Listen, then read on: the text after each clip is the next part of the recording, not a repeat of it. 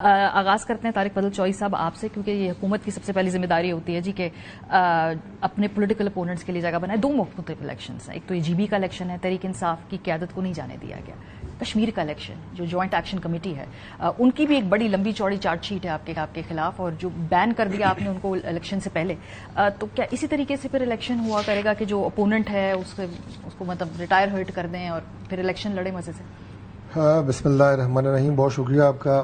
دیکھیے، جو گلگت بلتستان کے الیکشن کمپین کے حوالے سے جو اعتراضات ہوئے ہیں اس میں اگر کوئی فلائٹس کے ڈیلیز کے ایشو ہیں تو اس میں ہمارے اپنے جو اس وقت لیڈ کر رہے ہیں خواجہ سعد رفیق صاحب ہماری کمپین کو، وہ بھی اس فلائٹ میں تھے اور وہ بھی نہیں جا سکے، اور انہوں نے بڑی سخت ٹویٹ کی جو ہمارے اب پنڈی اور اسلام آباد کی جوائنٹ آپ یہ کہیں جورسڈکشن جو اسلام آباد ایئرپورٹ ہے وہ ان دونوں کے خلاف تھی.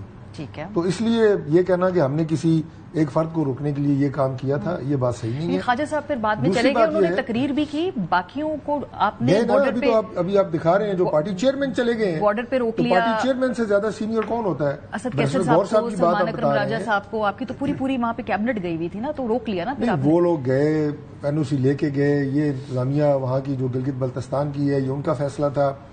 باقی سب جائیں وہاں پہ کیوں نہ جائیں، وہ سب کا علاقہ ہے مشترکہ.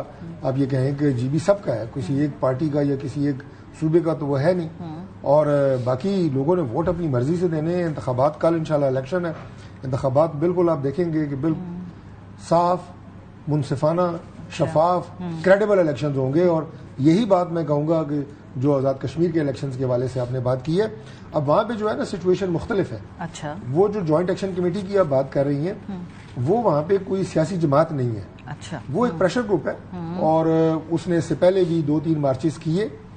جو آخری ان کا معاہدہ ہوا وہ پچھلے سال اکتوبر 2025 میں ہوا. میں خود جو committee prime minister of Pakistan کی طرف سے تشکیل دی گئی تھی اس کمیٹی کا ممبر تھا. اس معاہدے میں میرے بھی دستخط موجود ہیں. اور یہاں پہ جب واپس آئے وہ معاہدہ کر کے تو اس کے 38 نکات تھے.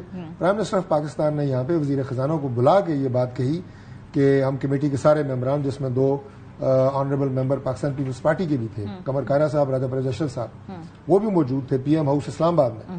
اور وزیر خزانہ کو کہا کہ جتنی بھی فنڈز رقم ان کو درکار ہے اس معاہدے کی تمام شقوں پہ عمل درآمد کے لیے وہ آپ نے مہیا کرنی ہے. ٹھیک ہے. تو اس کے اوپر تو ہم بالکل کلیئر ہیں. تو 38 میں سے آپ لوگوں نے کتنے امپلیمنٹ کیا؟ کیونکہ وہ کہتے ہیں کہ صرف 3 شرائط امپلیمنٹ ہوئی. میں ان کا موقف سن رہی تھی، انہوں نے کہا کہ وہ جو 12 نشستوں والا ان کا سب سے بڑا موقف ہے کہ بھئی آپ چھیڑ چھاڑ کرتے ہیں، وہ نہیں مانا گیا. ہاں، جو کیجولٹیز کے معاوضے تھے، کچھ اس طرح سے جو ایشوز تھے، اس پہ آپ لوگوں نے اکوموڈیٹ کیا. صرف 3 شرط. اگر آپ مجھے کوئی 2 سے 3 منٹ دیں تو میں آپ کو بتا دیتا ہوں، کیونکہ معاہدہ ویسے تو مجھے زبانی یاد ہے، کیونکہ ہم نے وہ بڑی ارکریزی کے بعد اس پہ دستخط کیے تھے اور بڑی اس بحث و تمیز ہوئی تھی. لیکن یہ بات حقائق کے بالکل منافی ہے.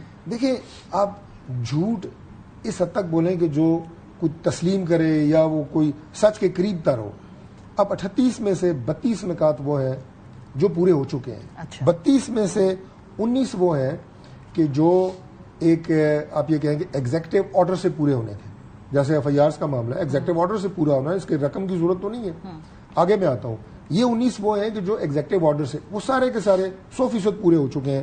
اس کے بعد 20 سے لے کے 32 تک جو ہیں ان میں اربوں روپے کے فنڈز درکار ہیں. اور اربوں روپے کے فنڈز کوئی بھی گورنمنٹ جب دیتی ہے تو وہ اس کے لیے ایک طریقہ کار ہوتا ہے. PC1 بنتا ہے، CDWP ہوتی ہے. وہ بھی ہم نے کچھ جاری کر دی ہیں، کچھ جاری کر رہے ہیں. میں مثال کے طور پہ یہ جو 19 میں آپ کو بتا رہا ہوں اس میں سے چند ایک میں پڑھ دیتا ہوں تاکہ یہ جو 3 صرف منظور ہوئے ہیں یہ کہانی جو ہے کھل سکے، لوگوں کو پتہ چلے کہ یہ بالکل جھوٹ ہے. مثال کے طور پہ پہلا جو ان میں کلاس تھی وہ یہ تھی کہ 177 ایف آئی آرز اس وقت درج ہوئی تھی. یہ سپٹمبر 2025 میں جب لانگ مارچ ہوئی تھی وہ سب ختم کی گئے.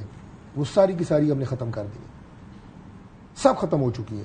اس کے علاوہ یہ تھا کہ جتنے بھی ہلاک شدگان ہیں اس مارچ کے دوران زخمی ہیں سب کو معاوضہ دیا جائے، اور اتنا ہی دیا جائے کہ جتنے پولیس کے جوان شہید ہوئے دے دیا معاوضہ، سارے کا سارا دے دیا زخمیوں سمیت. ایک بندہ بھی آج نہیں کہہ سکتا آزاد کشمیر میں کہ میں زخمی تھا یا میرا کوئی بیٹا یا بھائی وہاں پہ اس مارچ میں اپنی جان سے ہاتھ دھو بیٹھا ہے اور اسے معاوضہ نہیں ملا. 100% گارنٹی کے ساتھ میں آپ کو بتا رہا ہوں. اس کے بعد یہ تھا کہ گندم وہاں پہ اس وقت پنجاب سے آدھے ریٹ پہ مل رہی ہے پورے آزاد کشمیر میں، کہ اس کی کوالٹی کو بہتر کرانے کے لیے 50% گندم جو ہے پاسکو سے لی جائے، وہ بھی ہم کر رہے ہیں. اوپن میرٹ یہ اس کی شک تھی ایک معاہدے کی. تمام پروفیشنل کالجز میں آج آزاد کشمیر کے تمام پروفیشنل کالجز میں اوپن میرٹ امپلیمنٹڈ ہے، یہ بھی ہم نے کر دیا. ٹیکسز کے حوالے سے انہوں نے کچھ ڈیمانڈز رکھی تھی, پوری ہو چکی ہیں.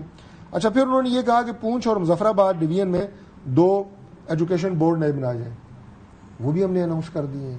ان کی بھی پرائم منسٹر نے جو ہے وہ سمری جو ہے اپروو کر کے جاری کر دی.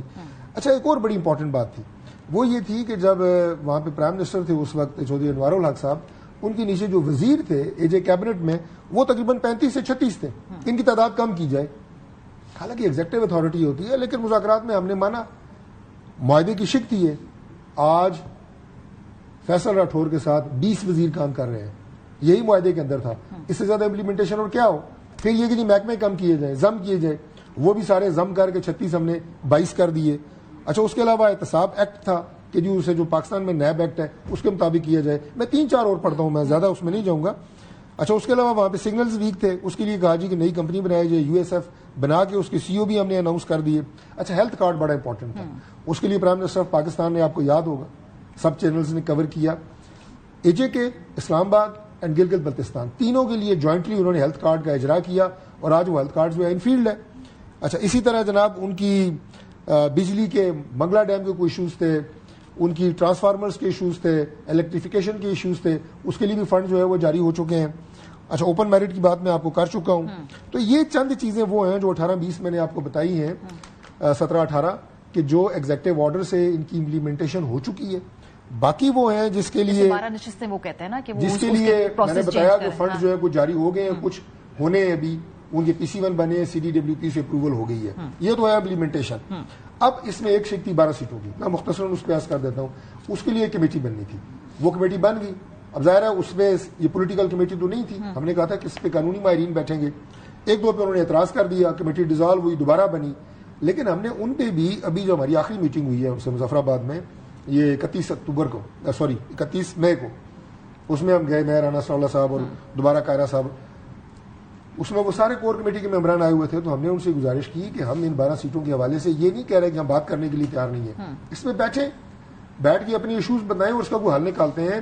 اور آپ اس میں یہ مہربانی کریں کہ جو 9 جون کی کال ہے اسے 8-7 دن آگے کر لیں. الیکشن کی بات, الیکشن بھی ہو رہے ہیں, ساری سینئر قیادت وہاں بیٹھی ہے, پیپلز پارٹی کی ہماری, انہوں نے صاف انکار کر دیا. دیکھیے, کانسٹیٹیوشنل امینڈمنٹ ہے, اس میں ضد اور اس طرح سختی سے معاملات نہیں ہوتے.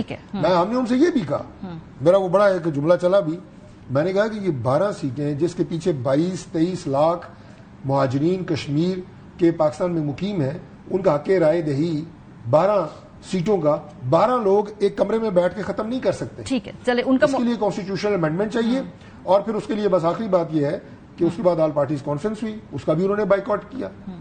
تو پھر اب وہ کل مذاکرات کل عدم دیکھیں, کل تک آپ بات کر رہے تھے, اب وہ بالکل ہی بین ہے کل عدم. گورنمنٹ آف اے جے کے کا فیصلہ ہے, یہ سپیس تو تھوڑی پھر بھی کھلی رکھیں. ہر لانگ مارچ میں ادھر سول سائڈ سے جو لوگ آ رہے ہوتے ہیں بطور مظاہرین, اور ادھر ہماری جو پولیس کے لا انفورسنگ ایجنسیز کے لوگ ہوتے ہیں, ہر طرف سے ہلاکتیں ہوتی ہیں. بھائی کیوں آپ یہ جو بچے چلے گئے ہیں پچھلے سال سپٹمبر میں, آج جا کے ان کے ماں باپ سے پوچھیں, ان کے گھروں میں کتنے لوگوں نے جا کے بعد میں پوچھا ہوگا, ان لوگوں کو کیوں مروا رہے ہیں جب ہم کہہ رہے ہیں بیٹھ کے بات کریں. ٹھیک ہے, ضروری ہے کہ ہر لانگ مارچ میں 10-15-20 بندے مروائیں کلیئرٹی دی ہے اور اس کے بعد بات کریں. 19 سے 20 کے قریب جو اہم مطالبات تھے وہ پورے ہو بھی گئے.